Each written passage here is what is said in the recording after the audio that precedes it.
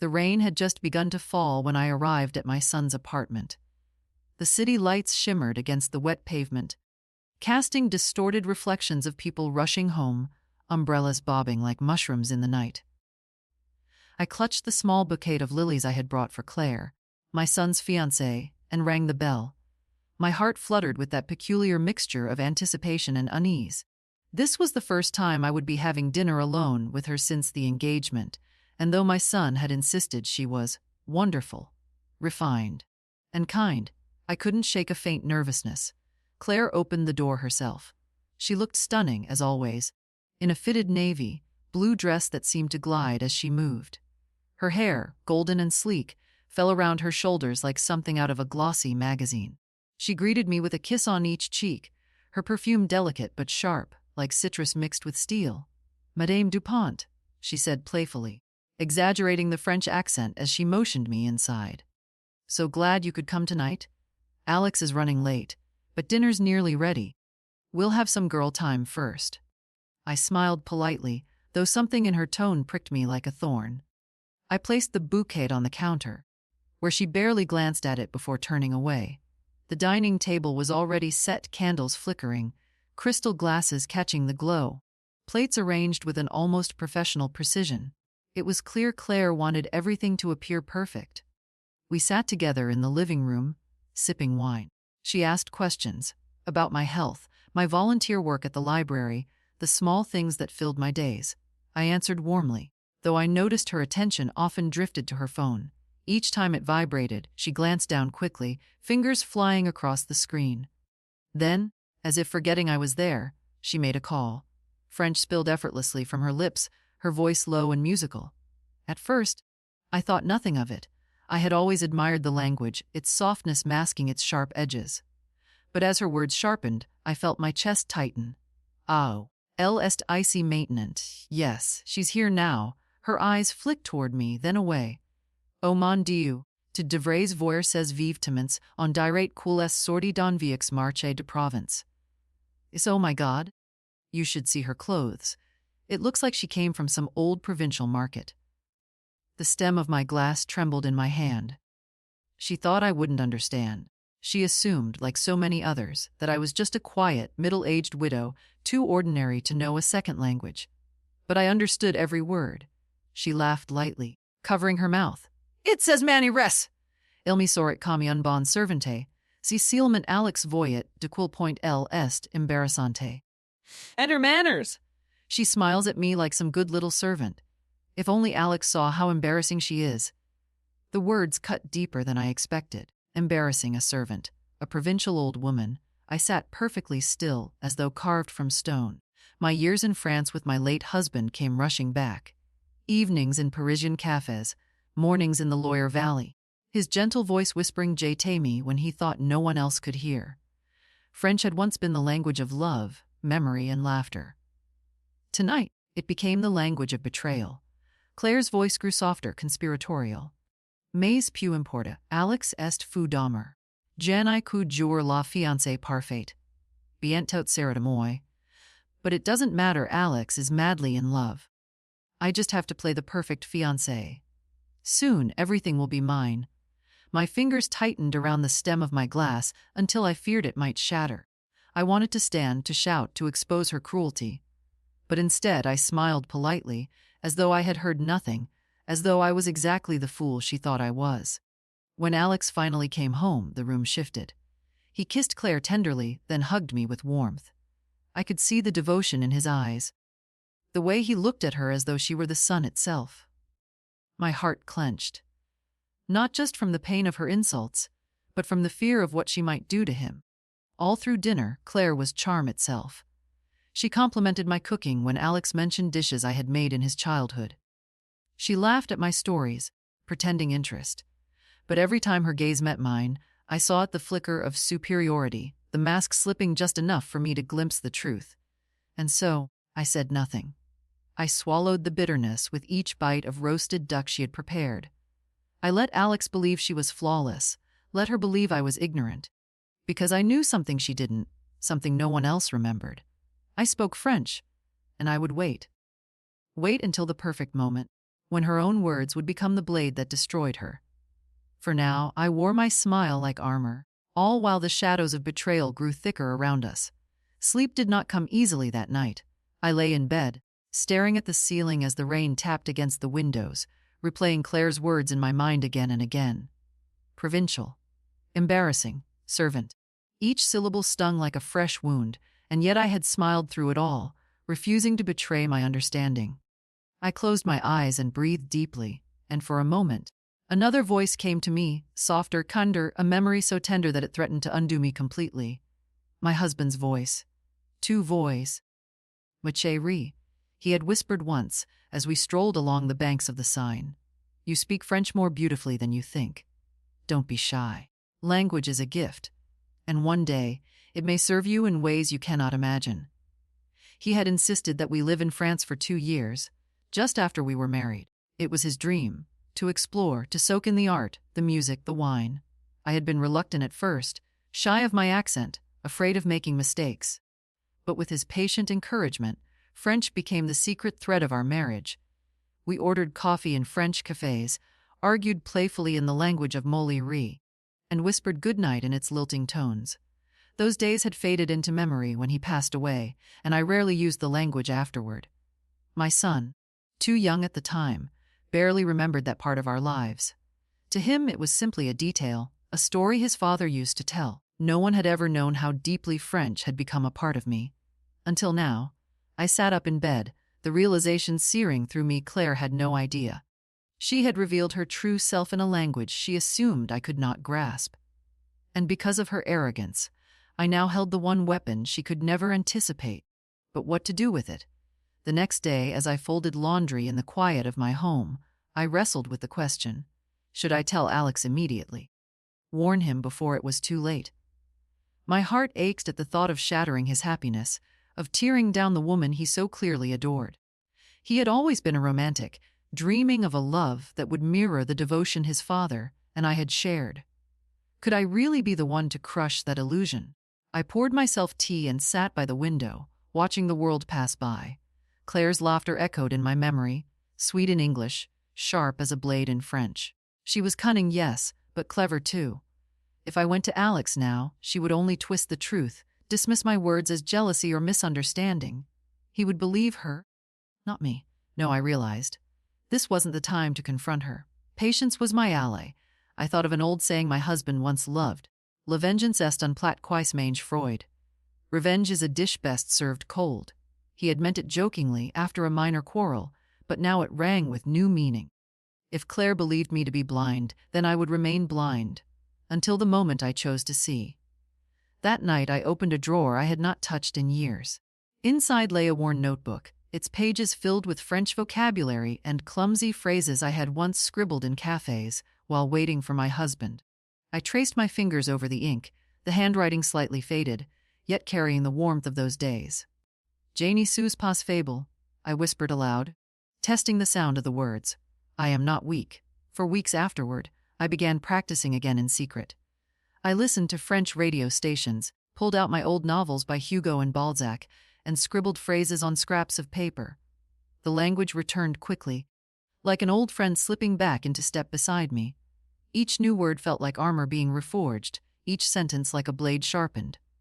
And all the while, I waited. Every dinner invitation, every gathering with Alex and Claire, I accepted without hesitation. I played my role to perfection, the quiet, unassuming mother, smiling and nodding, never once betraying that I understood the venom that flowed so easily from her lips when she switched to French. But inside, my anger simmered, for it wasn't just me she mocked. I overheard other words, darker and colder. Alex est trop naf ilk qui gel est vraiment. Mais je vieux plus qui je vix un vie confortable. Un me requise tate un mari qui obéit. Is Alex is too naïve, he thinks I really love him. But I want more than that. I want a comfortable life, a mother who stays quiet, a husband who obeys. I nearly dropped my fork the first time I heard it. My son, my kind, generous son, was nothing more to her than a stepping stone. My resolve hardened. I would not let her destroy him. But I also would not strike too soon. For if revenge was to be just, it had to be undeniable. Claire had to expose herself before Alex's own eyes, in a way that left no room for excuses, no chance for her to wriggle free. And when that moment came, it would be in the very language she had used to wound me. French, once my husband's gift of love, would now become my gift of truth, the sweetest irony of all. The weeks turned into months, and I found myself caught between two roles, the silent observer and the protective mother. At every gathering, Claire played her part flawlessly. To Alex, she was tender, affectionate, and endlessly supportive. To his friends, she was gracious, witty, the embodiment of elegance. To me, she was polite but distant, her smiles carrying the subtle sting of condescension. And yet, behind the veil of French words, she revealed herself entirely. It happened one Sunday afternoon at a small cafe near the park. Alex had excused himself to take a call, leaving Claire and me alone at the table. She leaned casually on her hand, scrolling through her phone until a message notification appeared. With a smirk, she began speaking into her headset, rapid-fire French spilling from her lips. Bien spare il est encore plus facile de manipuler que je n'y penses. J'ai lui dis qui vix en grande maison des voyages des diners chicks, edel crote qui chest pour lui faire plaisir. Yes. Of course he's even easier to manipulate than I thought. I tell him I want a big house, travels, fancy dinners, and he thinks it's to make him happy. I stared into my coffee, forcing myself not to flinch. Mais tu sais quoi? Jimmy fichidis cool viot. J'vix just la sécurité. It's a jadois sourire à sama ricami on idiot jelly farai. But you know what? I don't care what he wants. I just want security, and if I have to smile at his mother like an idiot, I'll do it. Her laugh was low, cruel, like glass breaking. When Alex returned, she slipped her phone away, transformed instantly into the doting fiancé, asking if he had remembered to bring my favorite pastry. He beamed at her as though she were the most selfless woman alive. My heart twisted. That night, I wept in silence. My son was walking into a trap, and I felt powerless to stop it, but grief soon gave way to determination. I began watching Claire more closely, gathering pieces of her mask. I noticed how her smile faltered when Alex mentioned starting a family, how her eyes darted with calculation when he spoke of his inheritance. I watched how she charmed his colleagues, subtly boasting about their future lifestyle, as though it were already hers. It was at a charity gala, however, that the final thread of her betrayal revealed itself.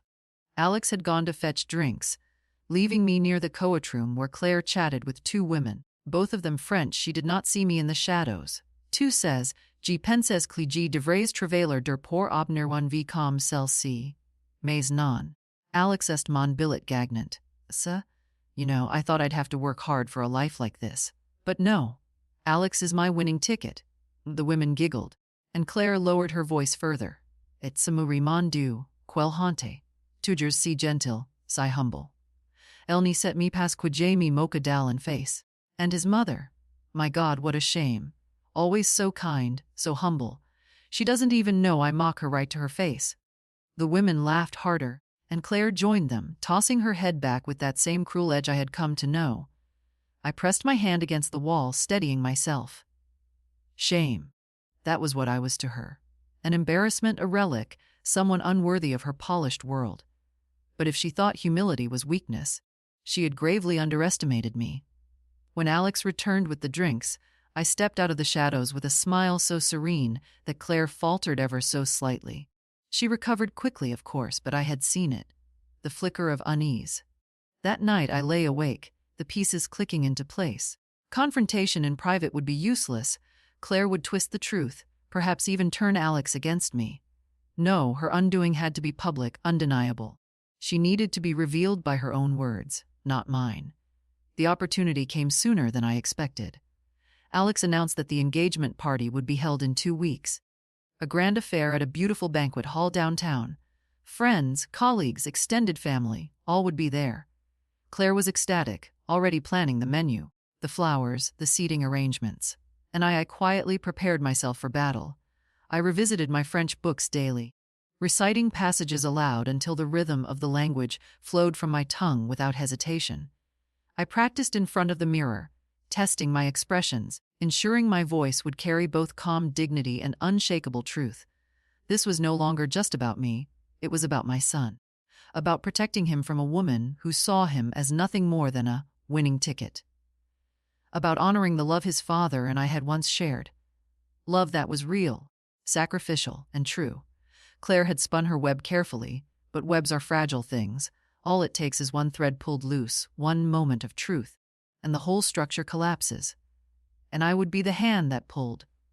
The night of the engagement party shimmered with elegance. The banquet hall glowed under chandeliers, tables draped in ivory linen, and adorned with tall arrangements of roses and lilies. Guests arrived in glittering gowns and tailored suits, their laughter mingling with the soft strains of a string quartet. I stood quietly near the entrance, watching as Alex beamed with pride. His arm was wrapped around Claire, who dazzled in a gown of emerald silk that caught the light with every movement. She looked radiant, flawless, and utterly dangerous. When she spotted me, she glided over, her smile radiant but cold beneath the surface. "Oh, you look lovely tonight," she said smoothly, her eyes flicking over my modest navy dress, the one I had worn to Alex's graduation years ago. So classic. I thanked her warmly, refusing to let her see how the jab landed. Tonight I needed patience, not wounded pride. The evening unfolded in a blur of toasts and chatter. Claire floated from group to group, gathering admiration like a queen collecting tributes. Alex followed her, his eyes shining with love. My heart ached. He truly believed she was everything he had ever hoped for. And then, as though fate had conspired with me, the moment arrived. Claire had gathered a small circle of her friends, 2 of whom were French. They stood near the edge of the dance floor, laughing softly as the music played. I lingered nearby, invisible in the crowd, when her voice rose in that familiar lilting cadence. "Regardes la toujours aussi simple. Je suis a tunde quil sach utiliser one fortune correctment." Look at her, always so simple. I'm surprised she even knows how to use a fork properly. Her friends snickered. Claire smirked, glancing at Alex across the room. "Mais peu importe. Bien it.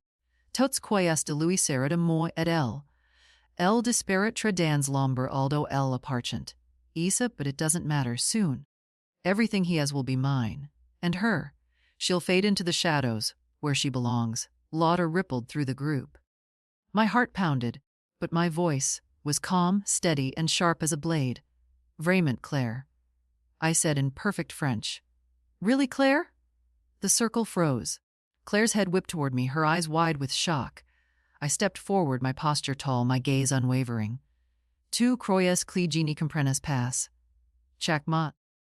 Chelt, chaque mensonge. Ça, you thought I didn't understand. Every word, Claire. Every insult, every lie." The room hushed around us, the music faltering as conversations died mid-sentence. All eyes turned to us. Alex's confusion etched across his face, began making his way over. I continued, my words clear, my French crisp and deliberate. "Tu des moqué de moi, de ma famille et men mead Alex. Tu dis cool est ton billet gagnant. Quoitivix sealement un vie confortable. Si nast pas de l'amour, c'est un trison." You mocked me, my family, and even Alex. You say he's your winning ticket, that you only want a comfortable life. That is not love. That is betrayal. That gasps rippled through the crowd. Claire's face drained of color. She stammered in French, "To you mens! You're lying!" But her friends avoided her eyes, their silence damning. Alex reached us, his expression torn between disbelief and dread. "Mom, what's going on?" I turned to him gently, my voice now in English so every guest could hear. "Son, your fiancée has mocked me since the first day we met." Not in English, but in French. Thinking I would never understand, she called me embarrassing, provincial, unworthy of you. Worse, she admitted you were nothing more than her golden ticket. A path to comfort, not love. The room was silent, heavy with the weight of revelation. Alex's gaze shifted to Claire. Is this true? Her mask cracked. She reached for his arm, her voice trembling with false sweetness. "Darling, don't listen to her. She's twisting." But I cut her off, switching back to French, my voice ringing across the hall. "Répète si que tu as dit, Claire. Dis leur qui tu aimes trait a de servante. Dis leur que Alex est sealement ton billet gagnant." Repeat what you said, Claire. Tell them you called me a servant. Tell them Alex is only your winning ticket. Her lips parted, but no sound came. The silence stretched, suffocating. The truth was written across her face, exposed for all to see. Alex stepped back, his expression shattered. Claire, is that who you are? Her composure crumbled. She tried again to protest, but the words tangled in her throat. The whispers of the crowd grew louder, the admiration she had basked in now curdling into judgment. Finally, Alex pulled his arm away, his voice hoarse. I can forgive mistakes, but not deceit. Not cruelty. We're done, Claire. The gasp she gave was almost pitiful. Almost. She fled the hall, emerald gown swirling behind her like a snake retreating into the dark.